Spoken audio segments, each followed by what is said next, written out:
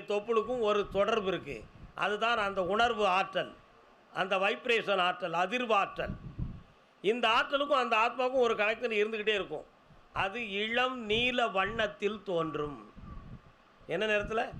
இளம் நீல வண்ணத்தில் தோன்றும். அந்த வண்ணம் ஒரு கயிறு மாதிரி. ராக்கெட்டு போனால் வானத்தில் ஒரு தடம் தெரியும் பார்த்தீங்களா, ஆகாயத்தில்.